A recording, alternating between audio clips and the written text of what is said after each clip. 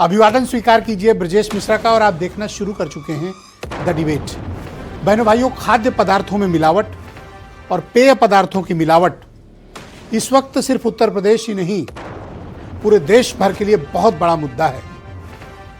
और ऐसा नहीं है कि सिर्फ आम आदमी इससे परेशान है, खास आदमी तक भी ये मिलावट पहुंच रही है। और ये मिलावट इतनी खतरनाक है कि ये आपको बीमार और बीमार कर रही है। इस पर रोक क्यों नहीं लग रही है?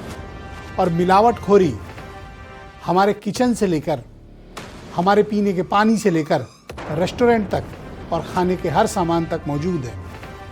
क्या ये सही वक्त है कि अब हम इसके खिलाफ एक व्यापक और बड़ी मुहिम, एक बड़े आंदोलन की आवश्यकता है? कुछ सख्त कार्रवाई की ज़रूरत है ताकि इस तरह की मिलावटखोरी से जनता को निजात मिले। आज चर्चा इसी विषय की। बहनों भाइयों, ये बहुत ही गंभीर चिंता का विषय है। ये पब्लिक सेफ्टी का विषय है, ये जन स्वास्थ्य का विषय है। हम राजनीतिक बहसें रोज करते हैं कि इन्होंने ये कह दिया तो उन्होंने ये कह दिया, किसी ने अंडा खा लिया, किसी ने मछली खा ली। लेकिन जो सबसे बड़ा पब्लिक कंसर्न इस वक्त है, जिस पर हमारी मीडिया को भी, राजनीतिक दलों को भी, समाज को भी बहुत चिंतन करने की आवश्यकता है, इस पर खुले तौर पर बात करने की ज़रूरत है। मिलावटखोरी। क्या आप मिलावटखोरी आप अंदाज़ा नहीं लगा सकते। आम आदमी को तो पता ही नहीं कि गेम क्या है। मिलावटखोरी का उत्तर प्रदेश के भीतर संगठित गिरोह चल रहा है और ये गिरोह ठेले से लेकर आम रेस्टोरेंट से लेकर बड़े बड़े 5 सितारा होटलों तक चल रहा है। और ये सिंडिकेट इतना ताकतवर, मजबूत, इतना फैला हुआ है और इसका इतना बड़ा नेटवर्क है कि इसके खिलाफ कोई डिसाइसिव कार्रवाई करना, कोई निर्णायक कार्रवाई करना बर्रैया के छत्ते पे हाथ डालने जैसा है। सरकारें भी पीछे हटती हैं इन पर हाथ डालने से। ये इतनी ताकतवर लॉबी है। तो फिर ये मिलावटखोरी के सामान को खाने के लिए जनता क्यों बाध्य है? आप रोज ये खबरें देखते होंगे, खासतौर पर हम लोग तो प्रतिदिन ये चलाते हैं कि यहां मिलावट का ये सामान पकड़ा गया, यहां मिलावट में ये चीजें बिक रही हैं, यहां ये मिल रहा है। जितनी हम खबरें चलाते हैं उससे कई बहुत ज़्यादा बड़ी मात्रा में मिलावटखोरी चल रही है, जिन्हें कोई पकड़ नहीं पा रहा है। और पकड़े जाने के बाद भी इन पर कोई कार्रवाई नहीं। मैं 2-3 उदाहरणों के साथ आपको बात समक्ष ये जन स्वास्थ्य के इस बड़े विषय पर आपको अलर्ट करना चाहता हूं। आप दिल्ली और एनसीआर का जो उत्तर प्रदेश का इलाका है, बागपत से लेकर बुलंदशहर तक नकली दूध, नकली पनीर का ऐसा भयानक नेटवर्क है जो सिर्फ और सिर्फ केमिकल से तैयार किया जा रहा है। दिल्ली एनसीआर में इतनी बड़ी मात्रा में पनीर और दूध की खपत है, उसका फायदा ये सिंडिकेट उठाता है और ये जहर बांट रहा है। जिन रेस्टोरेंट में आप चाव से पनीर खाते हैं, आप पनीर नहीं खा रहे हैं, आप केमिकल खा रहे हैं और आप अपने अस्पताल जाने का इंतजाम कर रहे हैं।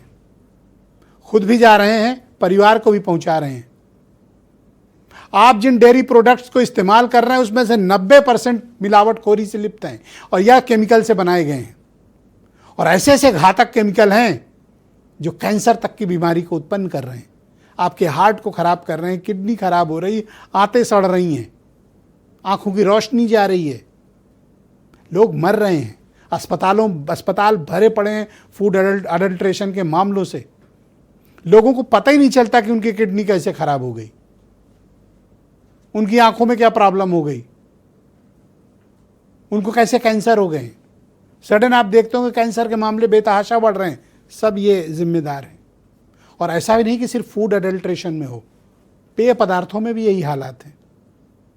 विदेशों में जो फैंटा, पेप्सी, कोक बिकता है, भारत में अगर उसकी मात्रा और उसके परसेंटेज को आप चेक करेंगे, आप हैरान रह जाएंगे, आप पीना बंद कर देंगे।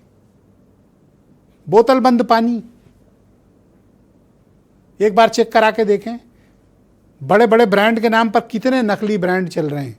इसी लखनऊ के आसपास का जो एरिया है, लखनऊ, बाराबंकी, हरदोई का, पानी माफिया काम कर रहा है, सिंडिकेट है उनका और बेहद ताकतवर लोग हैं ये।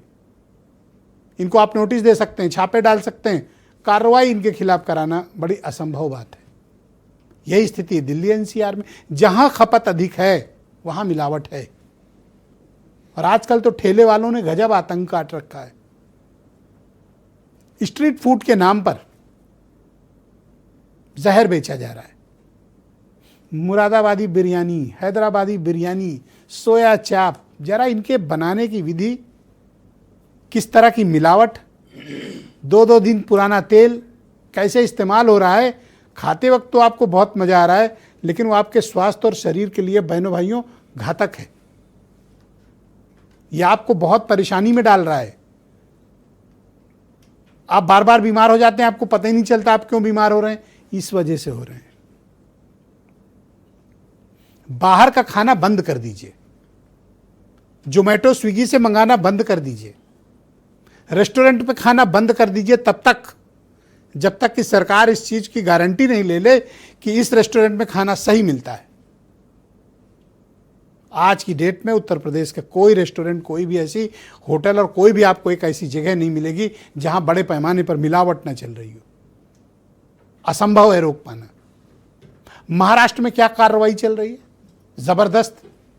तुकाराम मुंडे ने वहां कहर ढा रखा है। चलो कोई तो है जिसमें इतनी नैतिक क्षमता है कि इन मिलावटखोरों से टकराकर कम से कम महाराष्ट्र और मुंबई के लोगों को इस फूड अडल्ट्रेशन से बचाने की कोशिश करता तो दिख रहा है। हमारे यहां तो कोशिश भी नहीं हो रही है, और कोशिश है भी सांकेतिक, मीडिया में प्रेस नोट बनाने के लिए, वाहवाही छपवाने के लिए। अब मैं एक उदाहरण और देता हूं, फिर डिबेट बढ़ाऊंगा। आप रोज देखते होंगे 100 किलो नकली पनीर पकड़ी गई, नष्ट करा दी गई, बहुत अच्छी बात है। पर क्या कभी यह स्रोत तक पहुंचने की कोशिश हुई? क्या उस फैक्ट्री को सील किया गया, उसको संचालकों को जेल भेजा गया, उनके खिलाफ कठोरतम कार्रवाई की गई, वो दोबारा इस बिजनेस में ना आने पाए, ऐसा काम न करने पाए, कोई इंश्योर किया गया? अधिकारियों की दिलचस्पी सिर्फ इसको दिखाने में है, नष्ट कर दिया। लेकिन किस सोर्स से आ रही है उस सोर्स को नष्ट करो ना, तब तो ये नकली पनीर का धंधा खत्म होगा। और जो मैं बता रहा हूं, मैं कोई इन्वेस्टिगेशन की बात नहीं बता रहा हूं, ना कोई रॉकेट साइंस है इसको पता करना। यूपी के एफएसडीए को सब कुछ पता है, ईच एंड एवरीथिंग। पानी माफिया कौन है, फूड माफिया कौन है, दूध माफिया कौन है, पनीर माफिया कौन है, सब्जियों में किस तरह से मिलावटें हो रही हैं, किस रेस्टोरेंट में क्या चल रहा है। यूपी का एफएसडीए को सब कुछ पता है, बड़े एम्पावर्ड लोग हैं वो, लेकिन उनके हाथ ना बंधे हुए हैं। क्यों? विधायक जी, सांसद जी, पार्षद जी, दरोगा जी, इनको संरक्षण हासिल है। इन पे हाथ डाल के देखिए, हाथ जल जाएंगे आपके। मैं तो चुनौती से ये बात कहता हूं। और यही कारण है कि हम आप सब हवा भी प्रदूषित झेलने को मजबूर हैं, पेय पदार्थ में भी मिलावट के लिए मजबूर हैं, और खाद्य पदार्थों का क्या हालत है आप जान ही रहे हैं। रक्षाबंधन का पर्व है, जन्माष्टमी है, गणेशोत्सव, और उसके बाद सबसे बड़ा पर्व दीपावली। सांकेतिक कार्रवाइयां आपको अखबारों में, चैनलों में दिखेगी, दूध पकड़ा, पनीर पकड़ा, ये पकड़ा, वो पकड़ा, पर सोर्स को ये लोग कभी नहीं पकड़ते। और यही कारण है कि मिलावट का माफिया उत्तर प्रदेश में बेहद ताकतवर बनकर उभरा है। कुछ बयान सुने, फिर ये आज की डिबेट आगे बढ़ाएंगे। तमाम तरीके की मिलावटें जब सरकार में बैठे लोग कर रहे हैं, सरकार के मंत्री कर रहे हैं, सरकार कर रही पूरी की पूरी, तो फिर नीचे व्यापारी के ऊपर कौन रोक लगाए? व्यापारी तो बदनाम किया जा रहा है खाली में। सरकार खुद है मिलावटखोर है, जिसके बारे में पूरा देश और पूरी दुनिया जान रही है। तो मिलावट वालों का राज है, ये खुद उन्हीं की सरकार है। इस सरकार का कोई मनोवैज्ञानिक का असर मिलावटखोरों पर नहीं है। असल सवाल यह है कि सरकार जानबूझ करके महज एक औपचारिकता पूरी कर रही है। त्योहार का वक्त है, ऐसे में धरपकड़ थोड़ी हो जाएगी, लेकिन कुल मिलाकर के स्थायी तौर से ये लोगों की जिंदगी के साथ जो खिलवाड़ कर रहे हैं उनके खिलाफ कोई कार्रवाई नहीं हो रही है, और सरकार का कोई मनोवैज्ञानिक प्रभाव इन मिलावटखोरों के खिलाफ नहीं हो रहा है। सरकारों में मिलावटखोरी चरम सीमा पर थी, लेकिन उसके खिलाफ कोई कार्रवाई नहीं थी। मैं ये नहीं कह रहा मिलावटखोरी समाप्त हो गई है, लेकिन मिलावटखोरी के खिलाफ सख्त कार्रवाई है। हमारे जांच दल जांच कर रहे हैं, पकड़ कर रहे हैं।